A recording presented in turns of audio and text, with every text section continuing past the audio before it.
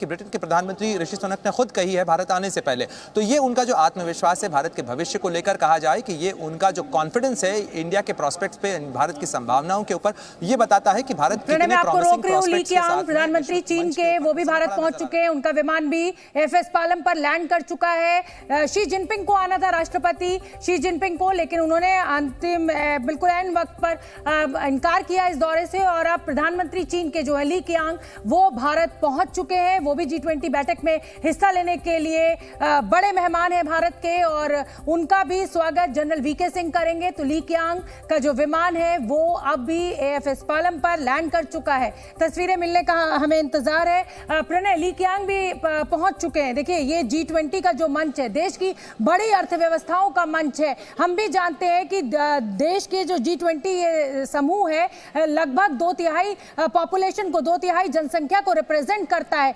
बहुत अहम बैठक कल सुबह 10 बजे से शुरू होनी है, और मुझे लगता है कि सिर्फ इन G20 देशों को नहीं, दुनिया को इस बैठक का, एक कॉमन डिक्लेरेशन का इंतजार होगा।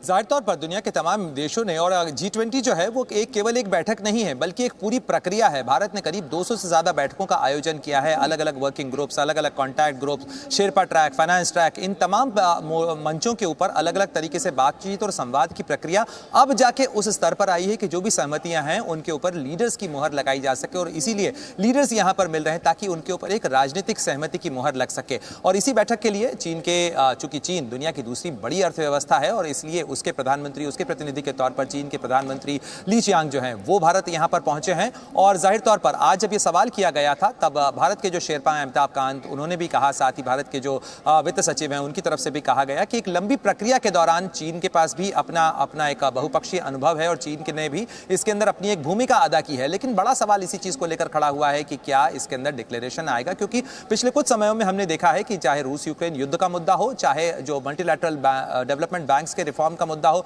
कई मुद्दों के ऊपर विकसित और विकासशील देशों के बीच की जो रस्साकशी है वो देखने को मिली है। तो ऐसे में कहीं ना कहीं इस मुद्दे को लेकर जो सवाल खड़े हैं, इसको लेकर ये उम्मीद की जा रही है कि सहमति के बिंदु निकल पाएंगे। चीन के साथ भी भारत कई मोर्चों के ऊपर, क्योंकि हाल ही के अंदर आपको ध्यान होगा तस्वीरें, दक्षिण अफ्रीका की तस्वीरें, जहां ब्रिक्स का मंच था, और ब्रिक्स के मंच के ऊपर भारत और चीन जो है वो साथ संवाद करते रहे हैं। कई जो परियोजनाएं हैं उनको आगे बढ़ाने पर बात होती रही है। इसके अलावा भारत कई जगहों पर, चाहे शंघाई सहयोग संगठन हो, वहां भी चीन के साथ संवाद और सहयोग कर रहा है। तो बहुपक्षीय मंचों के ऊपर भारत और चीन के बीच संवाद की एक प्रक्रिया का एक अलग पहलू देखने को मिलता है। और उसी तरीके से G20 एक मल्टीलैटरल फोरम है, सारे देशों के समूह है, और इसके अंदर वैश्विक मुद्दों के ऊपर बात होगी। यहां पर द्विपक्षीय सीमा विवाद के मुद्दों के ऊपर बात नहीं होगी। और जहां तक उसका मसला है, भारत पहले ही ये साफ कर चुका है कि सीमा पर स्थिति के सामान्य हुए बिना भारत और चीन के द्विपक्षीय संबंधों को आगे बढ़ाना मुमकिन नहीं है, और ये बात चीन भी अच्छी तरीके से जानता है। लेकिन फिलहाल वैश्विक मंच के ऊपर और बहुपक्षीय मंच पर, यानी G20 के मंच के ऊपर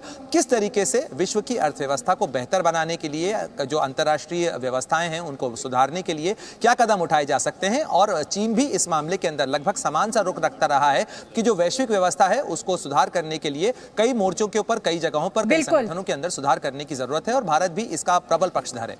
जी बिल्कुल। तो प्रणय और विशाल, अब मैं अपने दर्शकों से इजाजत लूंगी, क्योंकि मेरे वरिष्ठ सहयोगी दीपक चौरसिया भी आ चुके हैं, उनका भी मैं रुख करूंगी। लेकिन उससे पहले एक बार मैं अपने दर्शकों